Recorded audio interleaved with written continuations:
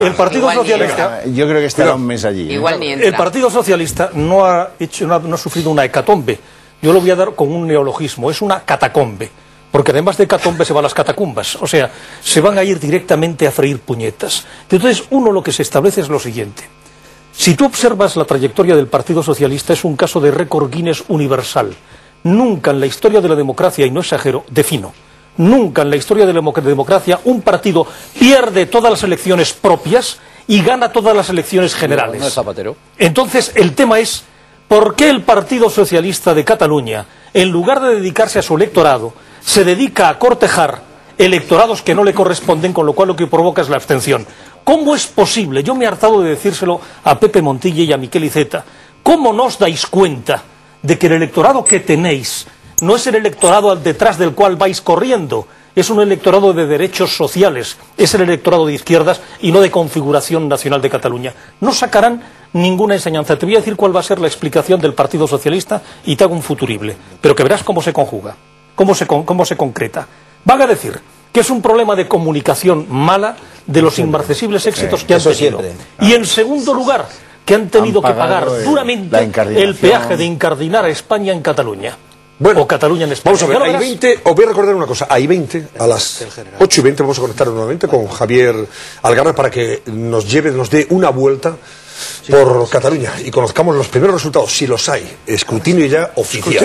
El escrutinio oficial. Bueno. Mientras tanto seguimos analizando y comentando estos datos de las encuestas israelitas.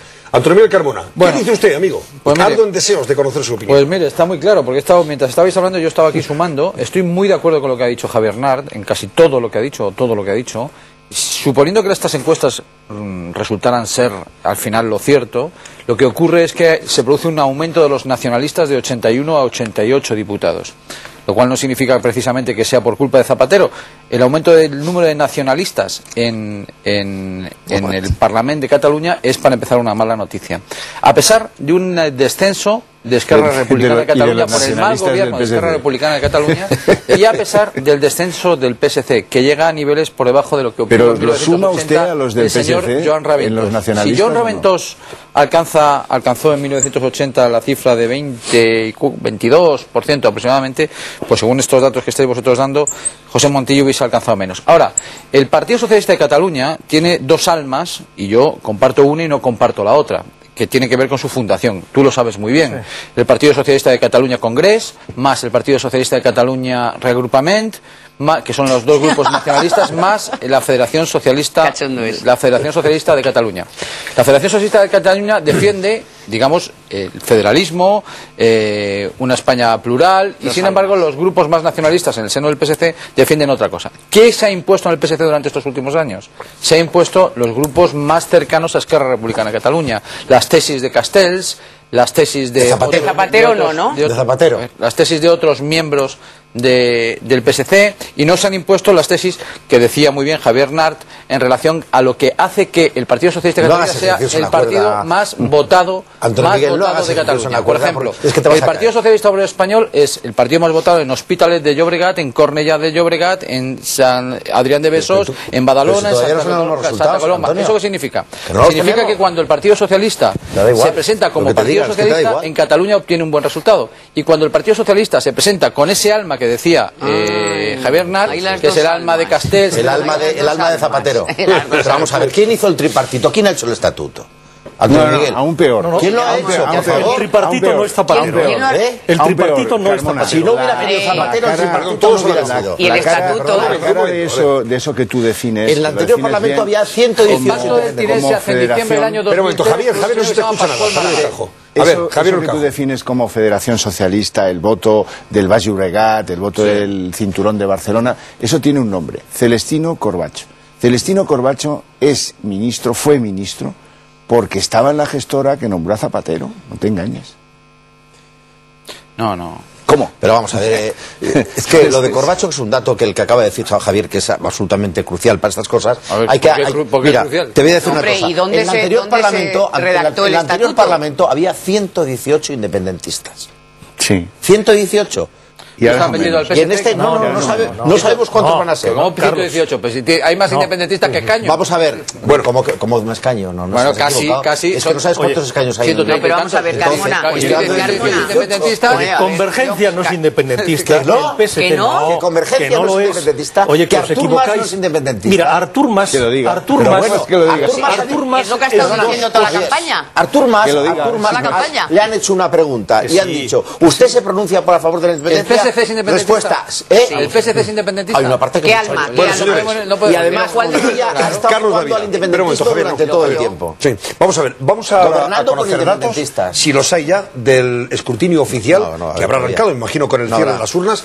Conoceremos también el dato real de participación en estas elecciones, si ha habido 3 puntos por encima en cuanto a participación y, por tanto, menos abstención que en los pasados comicios, y después tendremos más elementos de juicio para seguir analizando estos comicios que hoy se han celebrado en Cataluña y que de momento proyectan un resultado parecido al que les estamos aquí comentando.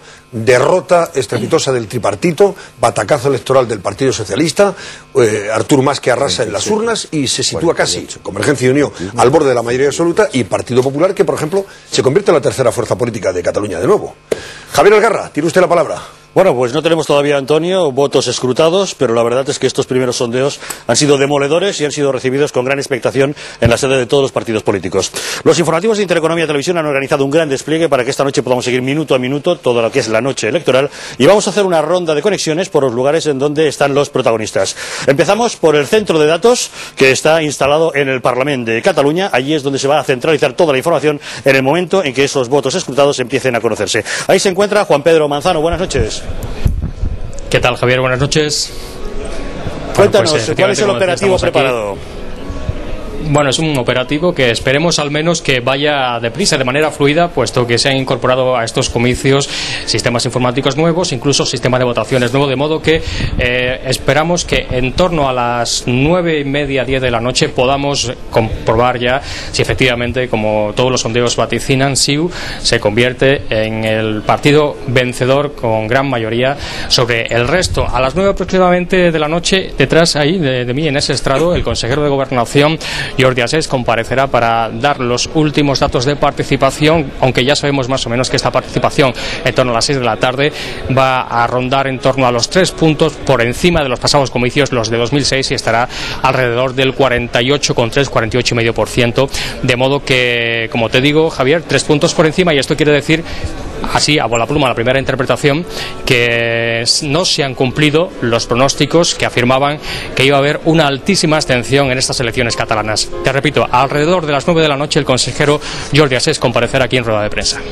Estaremos muy pendientes de esa comparecencia para saber exactamente cuál ha sido la participación, que según los datos que tenemos de momento es similar y algo superior a la que se produjo en el año 2006. A las 6 de la tarde, el 45,31% que había votado en el 2006 se ha convertido en el 2010 en un 48,39%. Gracias, Juan Pedro. Luego volvemos contigo. Y de inmediato, Antonio, procederemos a una ronda con las conexiones en los diversos partidos políticos, donde nos dicen, de verdad, nadie ha quedado indiferente ante estos primeros sondeos. Muy bien, pues vamos a hacer una primera pausa. Dar el dato de participación. De las 6 de la tarde. Lo ha dicho ahora Javier Algarra. El dato de participación a las 6 de la tarde. Claro. 3 puntos por encima del año 2000. Quiere decir que al final superará el 50 ampliamente. Sí, por supuesto. Podría rondar el 58%. Vamos a publicidad y volvemos enseguida para seguir valorando estos primeros datos que estamos comentando a partir de las encuestas israelitas, las que se hacen a pie de urna, a la salida de los colegios electorales. Hasta ahora mismo.